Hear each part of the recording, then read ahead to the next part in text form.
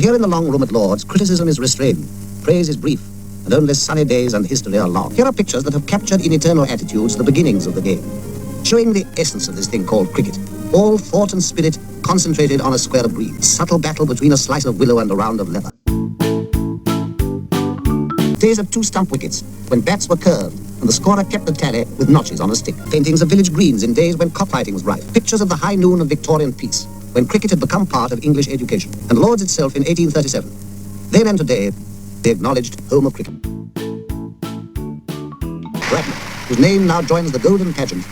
And it is a golden pageant. Let's look at just a few of them. Silver Billy Beldam of Hambledon, who in the 1780s became the first great batsman. William Lillywhite, the nonpareil, the man who changed bowling from underarm to roundarm. William Clark, the one-eyed Nottingham bricklayer, who with his All England 11 spread the gospel of cricket all through the country. The Lion of Kent, Alfred Minn, the great fast bowler of the 1840s and 50s. Spofforth, the demon bowler from Australia, who in the great test of 1882 even took the wicket of the old man. W.G. Grace, the Gloucestershire country doctor who turned a rustic sport into the science of modern cricket. To be a Hobbs, a Sutcliffe, a Bradman, or a Compton. The heroes change with the years, but the dream to be a cricketer lives on in every generation. And the heroes pass on their knowledge, for cricket is a part of the very substance of a country's education. But the game knows no class, and indeed no frontier. In the West Indies, Australia, New Zealand, India, under the shadow of Table Mountain, developing the same qualities in men, regardless of background, color, or creed. Why, yes, as a matter of fact, this is a cricket video, and yes, as you may have ascertained from the way I am kitted out today, I am well and truly chuffed about England's victory over India in the first match of the 5-test series that they're going to be playing throughout the month of July. If there's one top-line fact that you need to know about international cricket, it's that you've got the triumvirate of England, Australia, and India, and then there's everybody else on a series of much lower level. There are rich teams, and there are poor teams. Then there's 50 feet of crap. And then there's us. And I say that with all due respect to the South Africans, who just defeated the Aussies in the final of the World Test Championship a couple weeks ago, and more power to them. But let's be real, in terms of prestige, public attention, and earning potential, the games that really matter are when the English and the Aussies and the Indians are playing each other. Have I ever done a cricket video before? I have not. Why is that? Because I wanted to be satisfied that I had accrued a sufficient knowledge level where I could do a cricket video that actual cricket aficionados wouldn't laugh at. I don't want to be patted on the head and told, "Oh, that's so precious, you did such a good job for an American," which is probably what Piers Morgan would tell me, but Piers Morgan is a dick. Sorry, a bell end. And what's the other point I want to get across with this video? Well, I find it regrettable that so many of the interactions between baseball fans and cricket fans take on such an adversarial character, as if one has to take the position that the one game is wonderful and awesome and sublime and the other game is just a bunch of useless twaddle.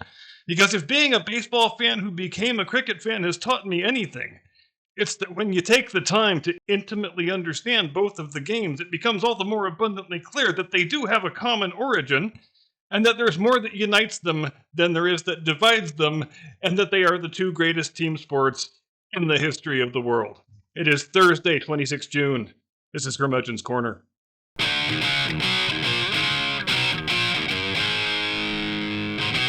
From high atop the battlements of Castle Curmudgeon, where the pitch is dry and flat and it looks like a favorable day for the batsman. Good afternoon, Mr. and Mrs. America and all ships at sea. Welcome to Curmudgeon's Corner. Let's talk about leg spinners, googlies, and tea breaks. Yes, there are in fact tea breaks in Test cricket, because of course there are. What kind of uncivilized, knuckle-dragging savages do we look like? So, for the benefit of the Americans in the audience, 96% of you in other words, to reiterate the explanation I gave on the blast radius a couple weeks ago when this question came up, here is a quick primer on how cricket works in relation to baseball. First, picture a baseball diamond, which is really a square rotated 45 degrees, but that's not important now. Eliminate first base, second base, and third base. Next, flatten out the pitcher's mound and put a second home plate where the mound used to be. Last of all, eliminate the whole concept of fair territory and foul territory, and boom, there you go. We have just transformed baseball into cricket. 3 easy steps. I know there's a lot of videos on YouTube that claim to be quick primers on cricket for baseball fans, and some of them are more useful than others, but Most of them, I think, get too far off into the weeds and complicate the matter far more than it really needs to be complicated, for these are both elegantly simple games when you get right down to it. You hit a ball with a bat and you attempt to score runs. The team that scores more runs wins the game. Baseball and cricket are descendants of a common ancestor, just as every code of football similarly is descended from the football that was played at English public schools in the middle of the 19th century. Every school had its own individual set of rules, some of which favored kicking the ball and not using the hands, some of which favored picking up the ball and running with it. So there's a football schism that takes place in 1863 where one group of schools coalesces around the rugby school's preference for carrying the ball, and another group of schools coalesces around the Eton school's preference for kicking only. And out of that schism derives every sport that we today call football. You watch an association football game and an American football game side by side, and it wouldn't necessarily occur to a casual observer that both codes have the same common ancestor, but they very much do. And we can even point to the exact place and date where they all diverged from one another. With the bat and ball games, it's more difficult to identify a true point of divergence because bat and ball games, they're just far more ancient than football games are, at least in Britain they are. It's thought that cricket originated sometime in the 17th century as a way for sheep herders to pass the time in the north of England. I guess there are worse ways for sheep herders to pass time, am I right? They would set a target on top of a wicket gate, hence the name wicket, which we still have, and they would take turns trying to throw an object and knock it off while their opponent used his shepherd's crook to attempt to deflect the projectile that the other guy was throwing. What was the projectile? Probably either a rock or a hunk of animal dung, as the case may be, but the days are pretty long out here. We ain't got no fancy smartphones. We pass the time any way we can. But then isn't that how all sports originated, ultimately? From bored people using whatever objects they had at hand to figure out a way to make the day go by quicker? I mean, it's no accident that we call these things pastimes, right? And I think there are also political lessons that we can learn from world cricket, especially with regard to the supposed evils of European colonialism. Cricket is the number 2 most popular sport in the world, and incidentally, the number 1 most popular sport also originated on the British public school playing fields of the mid-19th century. On the Indian subcontinent in particular, cricket is something pretty close to a religion, but in every country where cricket is a popular sport, it's a popular sport because British colonists brought it there and made it that. So if European colonialism really is a 100% bad and evil enterprise that produced no positive ramifications whatsoever, as we are so often being told it is, then shouldn't the Indians and the Pakistanis and the Sri Lankans and the Bangladeshis stop liking cricket immediately? And do you want to be the one that goes and tells them that? Because I myself do not. I mean, let's just run down the list of the test-playing nations, and you stop me whenever you hear a country that was not colonized by the British. Australia, England, South Africa, West Indies, New Zealand, India, Pakistan, Sri Lanka, Bangladesh, Zimbabwe, Ireland, and Afghanistan. But here we arrive at Test cricket's biggest current problem, namely the fact that there are a dozen test-playing nations, supposedly, and that's probably twice as many as there ought to be, especially given the fact that only 8 or 9 of them are actively playing test matches currently. What is a test match? A test match takes place over 5 days, so sometimes it might end on the 3rd day or the 4th day. Each team bats twice in the test match. And I am reminded of another common axiom on the difference between baseball and cricket.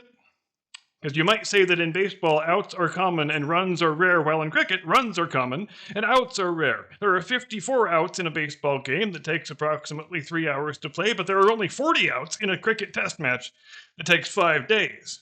And it's not uncommon for a batsman to bat for an entire day or more if he happens to be on a hot streak. But here is the thing about having too many test-playing nations. When the big 3 are playing each other in a test series, England, Australia, India, those are the only events in test cricket that really actually make money. So the big 3 wind up playing drastically more test matches than any of the other test-playing nations do, because the reality is, if you tried to play a 5-test series between Bangladesh and Zimbabwe, it would probably bankrupt both countries' cricket boards. There just wouldn't be enough tickets sold or enough TV ratings. So the countries that are outside the big 3, they only play 1 or 2 test matches here and there. So where is all the money in cricket? Well, more and more it is in the short forms of the game.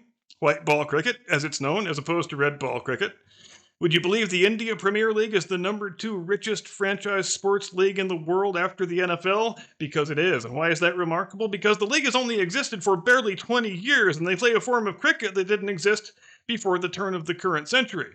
It's called T20. It's a form of limited overs cricket. An over means 6 lawful deliveries. So in T20, each team bowls 20 overs, and the game ends within 3.5 hours with a definitive result. And the India Premier League only runs a 7 or 8 week schedule in the early spring each year, but nonetheless, they rake in enough freaking cash to be the number 2 richest sports league in the world. The result of which, as a practical matter, is that India is the big swinging dick in the room as far as who currently wields all the power and the influence in world cricket. So again, do you want to be the one to go and tell them they should stop playing and liking the sport immediately, since it's such a dastardly vestige of evil European colonialism? Because I totally do not.